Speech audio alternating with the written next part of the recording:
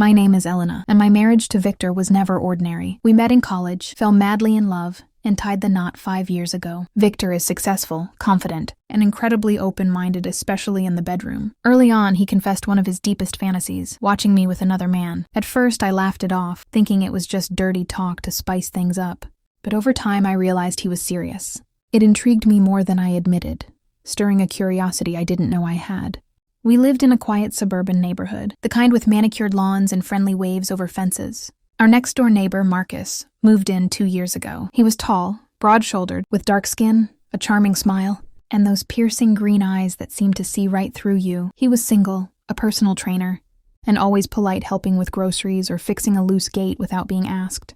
Victor noticed him first, joking about how built he was. But soon, the jokes turned into something else. One evening, after a few glasses of wine, Victor said, "What if we invited Marcus over?" Just to test the waters. My heart raced. I protested weakly, but deep down the idea thrilled me. Victor assured me it was my choice. No pressure. But he had already chosen Marcus in his mind, the perfect man, attractive, respectful, and conveniently close. A week later, we hosted a barbecue in our backyard. Just the three of us. Marcus arrived with a bottle of red, dressed casually in jeans that hugged his athletic frame. The conversation flowed easily. Work, travel, funny stories. Victor steered it masterfully, complimenting Marcus openly, making me blush. As the night deepened, Victor suggested we move inside for drinks. On the couch, the air grew thick with tension.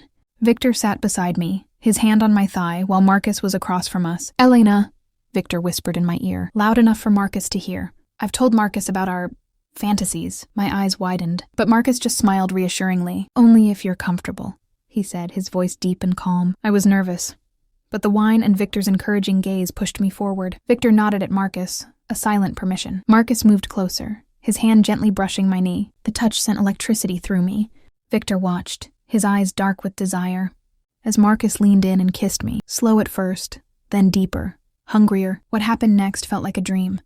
Victor guided us to the bedroom, dimming the lights. He sat in the armchair, content to observe as Marcus undressed me with deliberate care, his strong hands exploring my body. I glanced at Victor, seeing the raw excitement on his face, and it fueled me. Marcus was gentle yet commanding, making me feel desired in a way that was new and intoxicating. We lost ourselves in each other, kisses trailing down my skin, his body pressing against mine, the rhythm building until I shattered in waves of pleasure I'd never known. Victor joined only at the end, holding me as Marcus finished. The three of us tangled in a haze of satisfaction. Afterward, Marcus left quietly with a grateful smile, promising discretion. In the morning, Victor held me tighter than ever. "Thank you," he whispered. "That was perfect." Our marriage felt stronger, more intimate. Marcus became our secret occasional repeats when the mood struck, always with Victor's enthusiastic choice and approval. I never imagined I'd sleep with the man my husband chose for me, but now I can't imagine it any other way. It brought us closer, unlocked desires we both craved, and turned our quiet neighborhood into the backdrop for our wildest romance. It's been 6 months since that first night with Marcus. What started as a one-time experiment has quietly become part of our lives.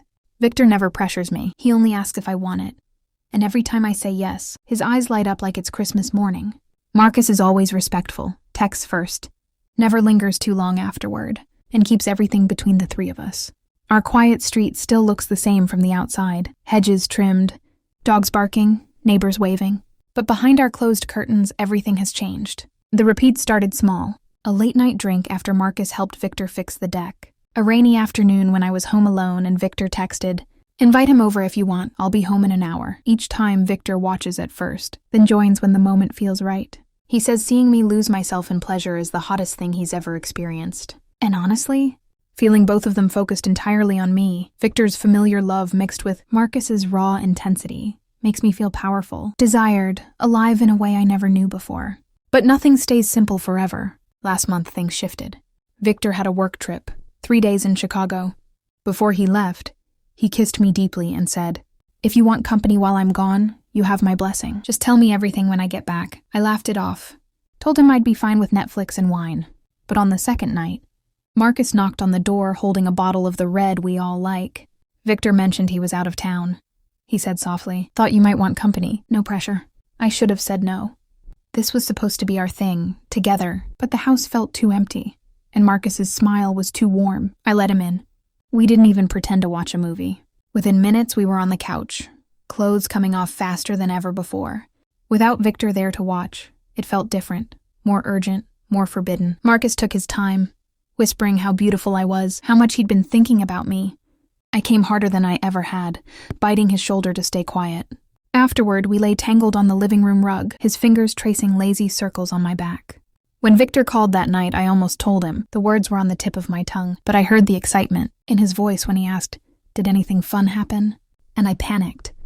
I said, "Just missing you," and changed the subject. Now he's back, and the secret sits heavy in my chest. Marcus still waves politely when we pass on the driveway. Victor still kisses me like he can't get enough, but every time I look at either of them, guilt and thrill twist together inside me. Last night, Victor pulled me close in bed and murmured, "We should have Marcus over again soon." It's been a while. His hand slid between my legs, teasing, "I want to watch you fall apart for him." I moaned into his kiss, but my mind flashed to that night alone with Marcus, how it felt without Victor's eyes on us. I don't know what happens next. Do I confess and risk everything we've built? Do I keep the secret and let this new hunger grow? Or do I suggest something even bolder, letting Marcus into our bed without the rules we started with? All I know is this. The man my husband chose for me has become more than a fantasy, and now I'm not sure any of us can go back to how things were. To be continued. Or should I end it here?